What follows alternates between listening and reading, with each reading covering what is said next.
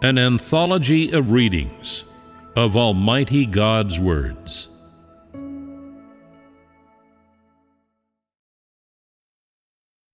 Interpretations of the mysteries of God's words to the entire universe. Chapter 16.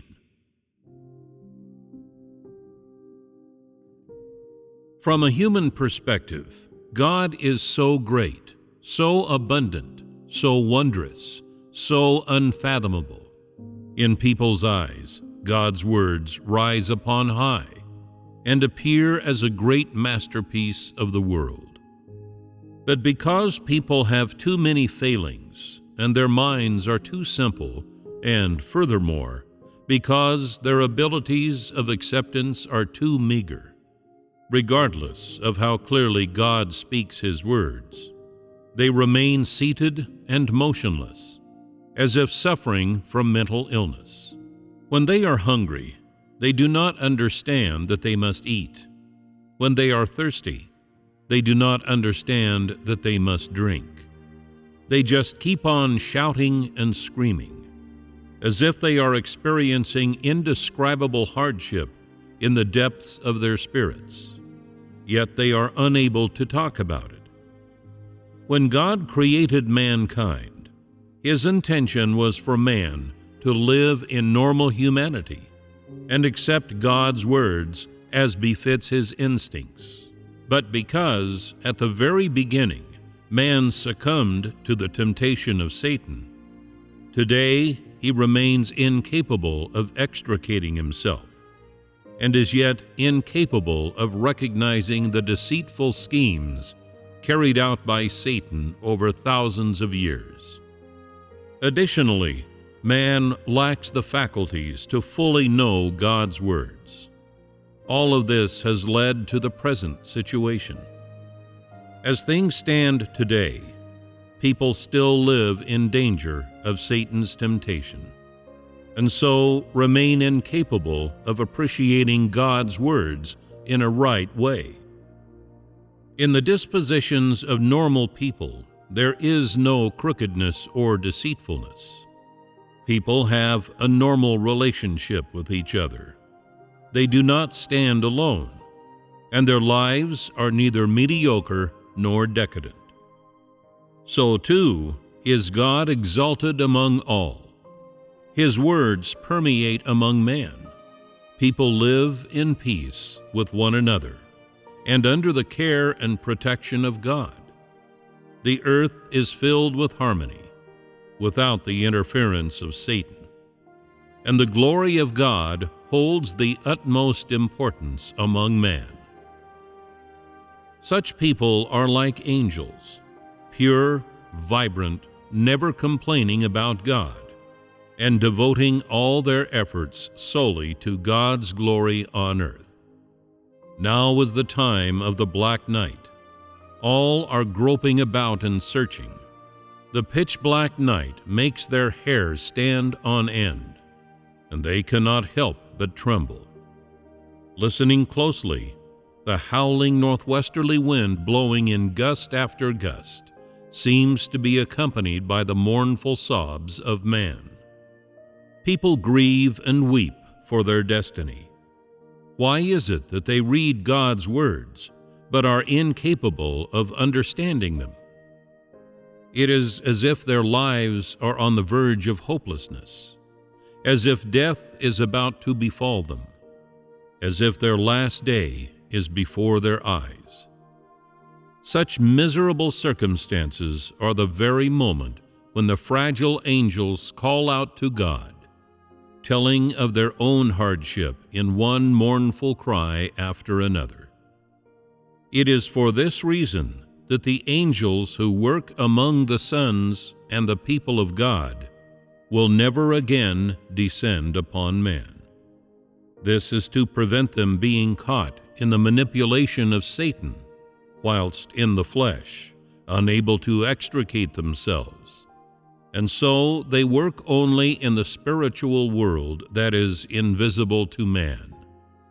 Thus, when God says, "When I ascend to the throne in man's heart," That will be the moment when my sons and my people rule over the earth.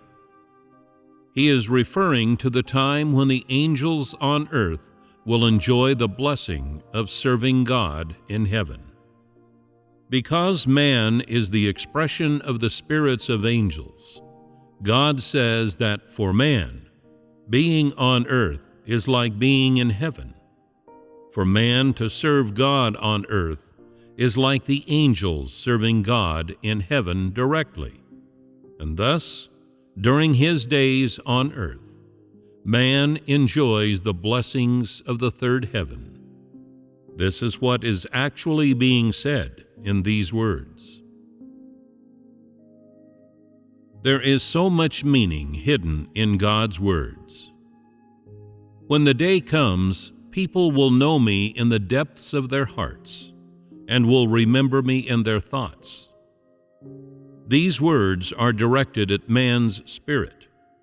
Because of the frailty of the angels, they always depend on God in all things, and have always been attached to God and adored God. But because of Satan's disturbance, they cannot help themselves and cannot control themselves. They wish to love God, but are incapable of loving Him with all their hearts, and so they suffer pain. Only when God's work reaches a certain point can these poor angels' desire to truly love God come true, which is why God spoke those words.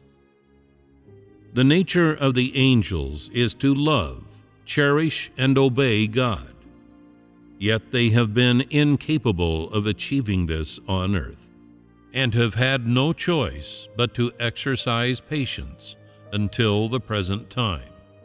You might look upon the world of today. There is a God in the hearts of all people, yet people are incapable of distinguishing whether the God in their hearts is the true God or a false God. And although they love this God of theirs, they are incapable of truly loving God, by which is meant they have no control of themselves. The ugly face of man revealed by God is the true face of Satan in the spiritual realm. Man was originally innocent and without sin, and thus all of the corrupt, ugly manners of man are Satan's actions in the spiritual realm, and are a faithful record of the developments of the spiritual realm. Today, people have qualifications and believe they can strut about in front of me and laugh and joke with me without the slightest inhibition, and address me as an equal. Still, man does not know me. Still, he believes that in essence we are about the same, that we are both of flesh and blood, and both dwell in the human world. This is what Satan has done in man's heart. Satan uses the notions and naked eyes of man to oppose God.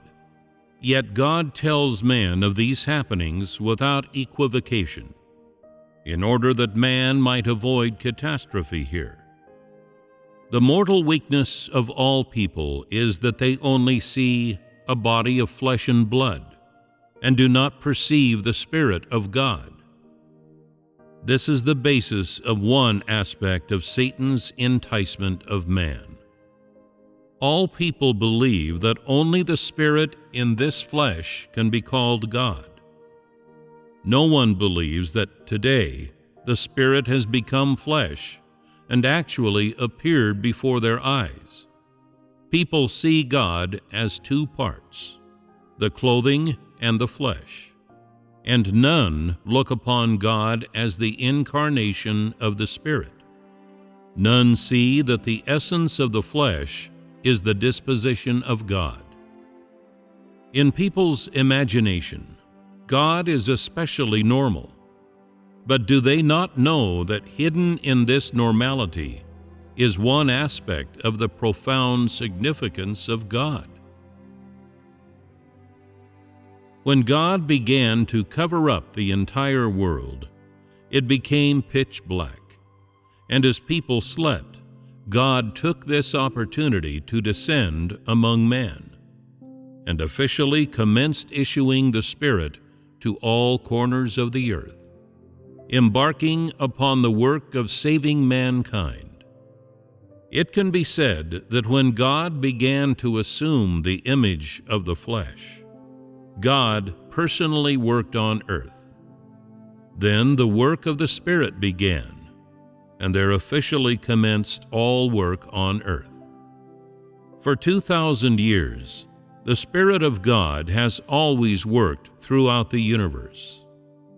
People neither know nor sense this, but during the last days, at the time when this age is soon to conclude, God has descended to earth to work in person. This is the blessing of those who were born during the last days, who are able to personally behold the image of God who lives in the flesh. When the entire face of the deep was murky, among man I began to taste the bitterness of the world. My spirit travels throughout the world and looks upon the hearts of all people. Yet so, too, do I conquer mankind in my incarnate flesh. Such is the harmonious cooperation between God in heaven and God on earth. Ultimately, in their thoughts, people will believe that the God on earth is the God in heaven, that the heavens and the earth and everything in them were created by the God on earth, that man is controlled by the God on earth, that the God on earth does the work in heaven on earth, and that the God in heaven has appeared in the flesh. This is the ultimate objective of God's work on earth, and so this stage is the highest standard of work in the period of the flesh. It is carried out in divinity and causes all people to become sincerely convinced. The more people search for God in their notions, the more they feel that the God on earth is not real. Thus, God says that people search for God among empty words and doctrines.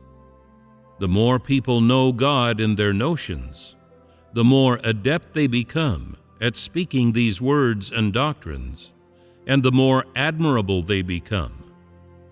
The more people speak words and doctrines, the further they stray from God, the more incapable they become of knowing the essence of man, the more they disobey God, and the further they depart from God's requirements. God's requirements of man are not as supernatural as people imagine. Yet never has anyone truly understood God's will, and thus God says, "People seek only in the boundless sky, or upon the rolling sea, or upon the placid lake, or among empty letters and doctrines." The more requirements God makes of man, the more people feel that God is unreachable, and the more they believe that God is great. Thus, in their consciousness, all of the words spoken from God's mouth are unattainable by man, leaving God no choice but to personally act. Man, meanwhile, has not the slightest inclination to cooperate with God, and merely persists in bowing his head and confessing his sins, trying to be humble and obedient. As such, without realizing it, people enter into a new religion, into religious ceremony that is more extreme even than in the religious churches. This requires that people return to normal conditions through transforming their negative state into one that is positive. If not, man shall become ever more deeply ensnared. Why does God focus on describing mountains and waters in so many of his utterances? Is there symbolic meaning in these words? God not only allows man to behold his deeds in his flesh, but also allows man to understand his powers in the firmament.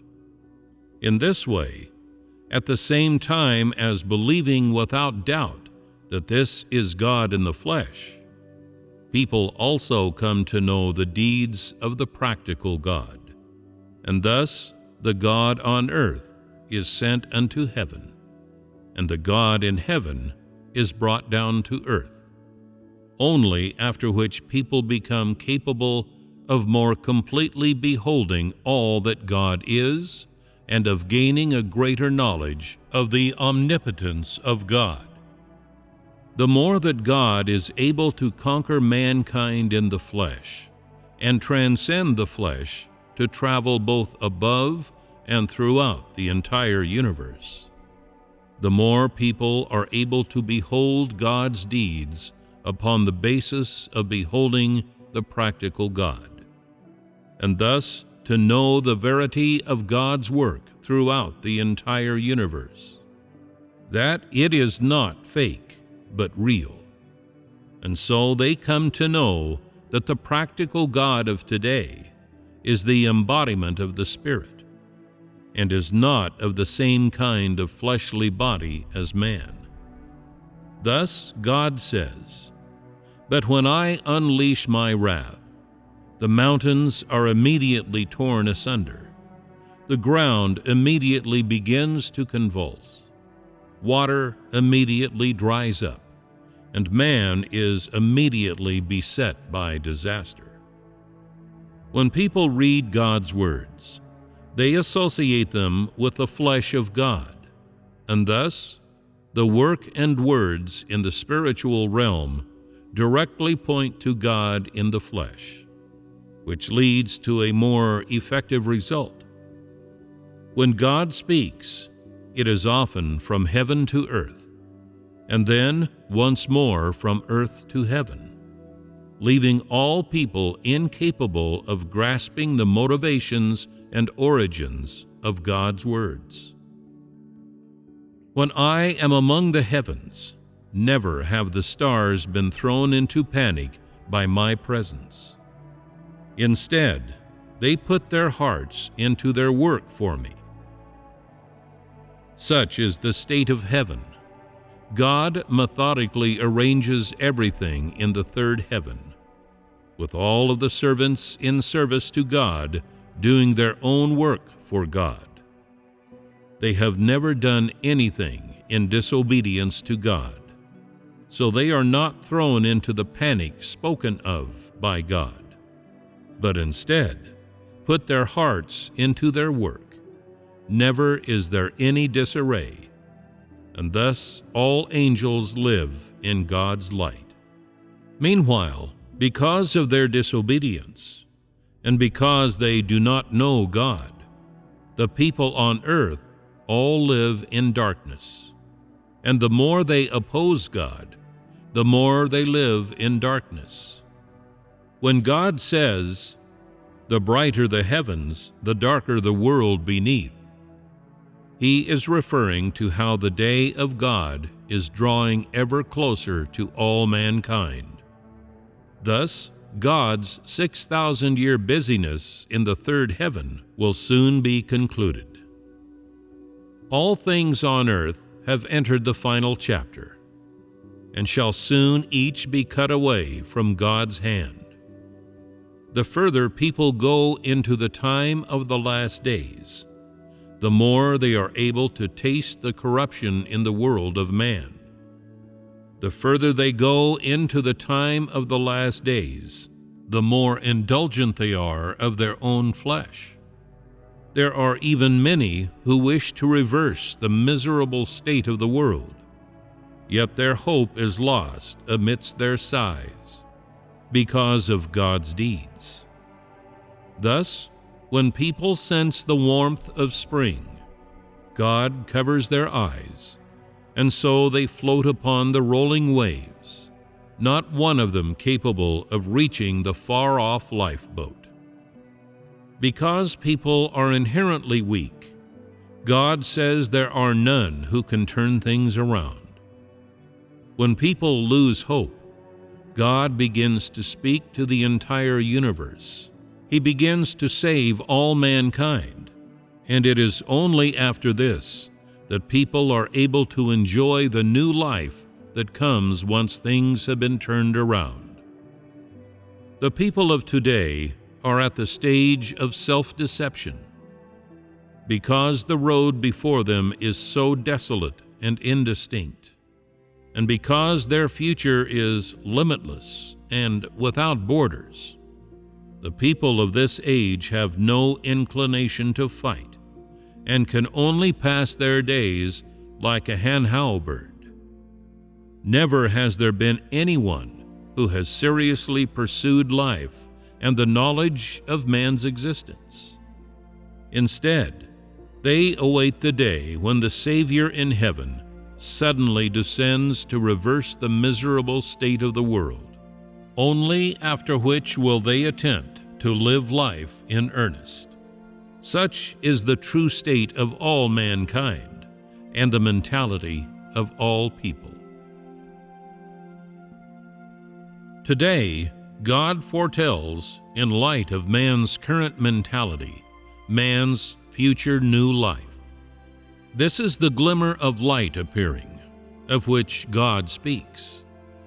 What God foretells is that which shall ultimately be achieved by God, and is the fruits of God's victory over Satan. I move above all men and am watching everywhere. Nothing ever looks old, and no person is as he used to be. I rest upon the throne. I recline above the whole universe. This is the outcome of God's present work. All of God's chosen people return to their original form, because of which the angels, who have suffered for so many years, are released. Just as God says, a face like that of the Holy One within man's heart. Because the angels work on earth and serve God on earth, and because God's glory spreads across the world, heaven is brought to earth, and the earth is lifted up to heaven. Therefore, man is the link that connects heaven and earth. Heaven and earth are no longer apart, no longer separated, but connected as one. Throughout the world, only God and man exist. There is no dust or dirt, and all things are renewed, like a little lamb lying in a green grassland beneath the sky, enjoying all of God's grace. And it is because of the arrival of greenness that the breath of life shines forth. For God comes to the world to live alongside man for all eternity, just as it was said from God's mouth that, "I can peacefully reside within Zion once again." This is the symbol of Satan's defeat. It is the day of God's rest, and this day shall be extolled and proclaimed by all people, and commemorated by all people. When God is at rest upon the throne, that is also the time when God concludes his work on earth, and it is the very moment that all of God's mysteries are shown to man. God and man will be forever in harmony, never apart. Such are the beautiful scenes of the kingdom. In mysteries are hidden mysteries. God's words are truly profound and unfathomable.